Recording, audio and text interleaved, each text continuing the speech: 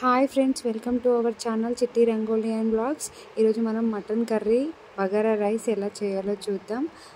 మనకు దావత్ అంటే కంపల్సరీ మేమైతే బగారా 10 రైస్ kgs మటన్ చేస్తున్నాము. కదా.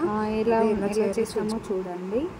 ముందుగా మటన్కి కావాల్సినవి అన్నీ సిద్ధం చేసుకొని పెట్టుకోవాలి. కారం, హోల్ గరం మసాలా, ఆనియన్, మిర్చి, పుదీనా, కొత్తిమీర అన్నీ రెడీ చేసుకొని పెట్టుకోవాలి.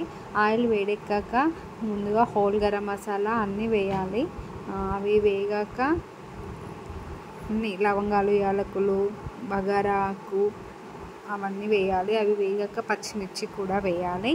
పచ్చిమిర్చి కూడా మంచిగా వేగాక ఆనియన్ వేయాలి. తర్వాత పుదీనా వేయాలి. తర్వాత అల్లం వెల్లుల్లి పేస్ట్ కూడా వేయాలి. అల్లం వెల్లుల్లి పేస్ట్ కొంచెం వాటర్లో కలిపి వేస్తే కింద మాడకుండా ఉంటుంది. వాటర్ కలిపి కొంచెం వేయాలి. అది కూడా వేగాక పసుపు వేయాలి.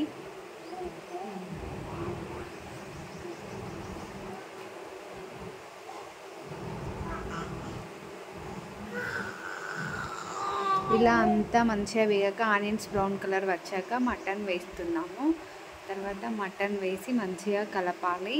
మటన్ ఆయిల్లో తేలేంత వరకు మంచిగా ఉడికించాలి. మటన్ ఆయిల్లో ఎంత ఫ్రై అయితే అంత కర్రీ టేస్టీగా వస్తుంది.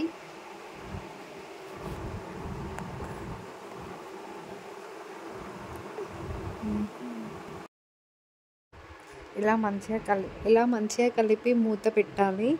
మంచిగా ఆయిల్ పైకి వచ్చే వరకు మంచిగా ఫ్రై కావాలి.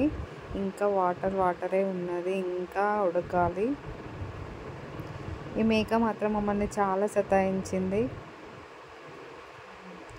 ఇలా స్పూన్ వేస్తే తొందరగా ఉడుకుతుందని చెప్పి తెలిసిన వాళ్ళు చెప్తే అలా స్పూన్ వేసాము.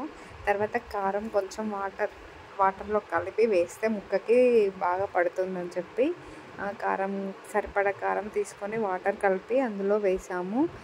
సాల్ట్ కూడా సరిపడా వేసుకోండి. మీకు ఇలా ఎంత పడుతుందో అంత వేసుకోవాలి.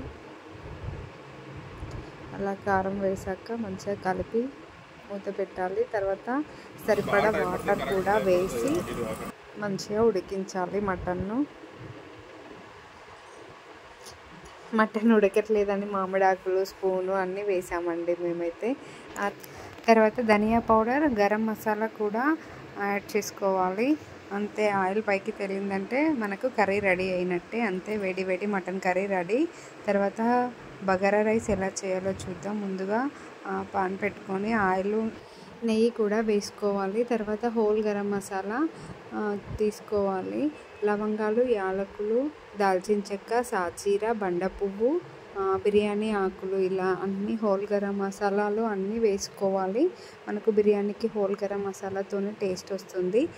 తర్వాత మనం పచ్చిమిర్చి కూడా వేసుకోవాలి.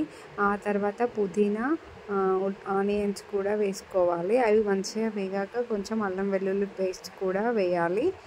కొంచెం కొత్తిమీర కూడా యాడ్ చేసుకోవాలి.